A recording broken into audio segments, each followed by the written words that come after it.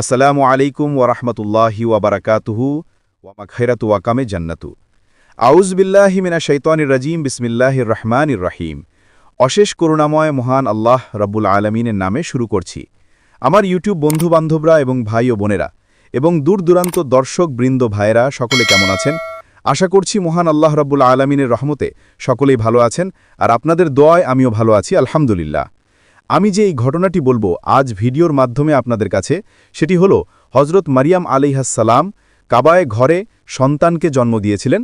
কিছু ভিডিওর মাধ্যমে দেখা গেছে, তাই আমি বলবো এটা সম্পূর্ণ ভুল ধারণা। ইসলামে কোথাও নেই যে তিনি মক্কা বা কাবায় মারিয়াম আলাইহাসসালাম সন্তানকে জন্ম দিয়েছেন। ঈসা আলাইহাসসালাম জন্মগ্রহণ করেছেন ফিলিস্তিনের বায়তুল মুকাদ্দাসের নিকটস্থ একটি নির্জন স্থানে। হজরত মারিয়াম আলাইহাসসালাম ও হজরত ঈসা আলাইহাসসালামের জন্মরে আল্লাহর পক্ষ থেকে হুকুমের একটি পরিকল্পনা, ঘটনা এবং ইসলামরে ধর্মের সঠিক বর্ণনা।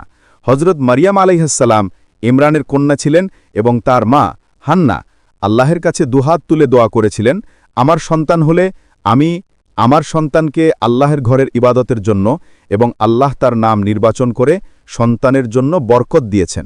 হজরত জাকারিয়া আলাইহাসসালাম তিনি ছোট বয়স থেকেই মারিয়াম আলাইহাসসালামকে লালন পালন করলেন মসজিদে, এবং তিনি ছোটবেলা থেকেই আল্লাহর ইবাদত ও পবিত্রতায় সেরা ছিলেন, এবং আল্লাহ তার হৃদয়কে পূর্ণ শান্তি ও নূর দিয়ে মহিমান্বিত করেছেন। একদিন নির্জন কক্ষে ইবাদত করার সময় ফেরেশতা জিব্রাইল আলাইহিসসালাম মানুষের রূপে এসে বললেন, হে মারিয়াম আলাইহিসসালাম, আল্লাহ তোমাকে একটি পবিত্র সন্তান দান করতে চলেছেন। মারিয়াম আলাইহিসসালাম বিস্ময়ে বললেন, আমার তো বিয়ে হয়নি, কোনো পুরুষ আমার কাছে আসে না, আমার কিভাবে সন্তান হবে? ফেরেশতা বললেন, এটি আল্লাহর কুদরতিতে হবে, আল্লাহ যাকে চান সৃষ্টি করেন, বললেই হয়ে যায়। মারিয়াম আলাইহিসসালাম গর্ভধারণ করলেন এবং আল্লাহর নির্দেশে তিনি ফিলিস্তিনের এক নির্জন স্থানে খেজুর গাছের নিচে চলে গেলেন, যাতে লোকের কথাবার্তা থেকে দূরে থাকতে পারেন।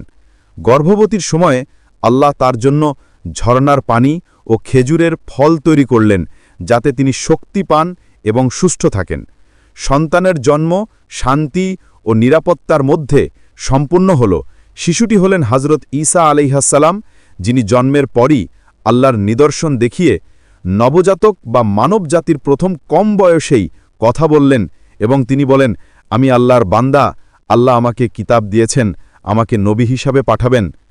আমি হজরত মারিয়াম আলাইহিসসালাম মায়ের প্রতি যারা ভুল ধারণা, খারাপ মন্তব্যের মানুষগুলো তখন বুঝল যে এটি সাধারণ সন্তান নয়, বরং আল্লাহর পক্ষ থেকে প্রেরিত এক মহান নিদর্শন, যা মারিয়াম আলাইহিসসালামের পবিত্রতার প্রমাণ।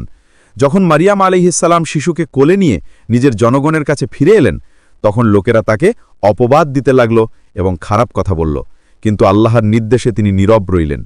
শিশু ঈসা আলাইহিসসালাম নিজেই মানুষের সামনে কথা বললেন এবং আল্লাহর নিদর্শন দেখালেন, এবং আল্লাহর রহমত ও বরকত পুরো পরিস্থিতিকে আলোকিত করল, এবং এই ঘটনাটি সকল মানুষের জন্য শিক্ষা হয়ে রইল যে আল্লাহ যাকে নিজের ইচ্ছায় বেছে নেন, তিনি অসাধারণ ক্ষমতা ও নিরাপত্তা দেন। মারিয়াম আলাইহিসসালাম সম্পূর্ণ ভরসা রেখেছিলেন আল্লাহর উপর। আল্লাহ কখনও তাকে একা ছেড়ে দেননি, আকাশ থেকে রিজিক পাঠাতেন, এবং প্রতিবার হজরত জাকারিয়া আলাইহিসসালাম কক্ষে এলে বিস্ময়কর রিজিক দেখে বুঝতেন আল্লাহ কখনও তার বান্দাকে ত্যাগ করেনি। এবং শেষের দিকে দর্শক বুঝবে যে এক পবিত্র নারীর একা সংগ্রাম এবং এক নবীর জন্মের মুহূর্তে কত কষ্ট ছিল।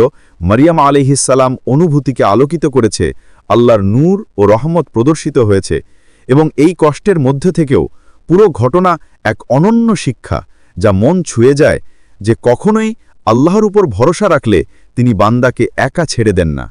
যদি ভিডিওটি ভালো লাগে, একটি লাইক, কমেন্ট এবং শেয়ার করে সকলকে দেখার সুযোগ করে দেবেন, কারণ আমার এই চ্যানেলে সবসময় আমি ইসলাম রিলেটিভ ভিডিও আপলোড করে থাকি।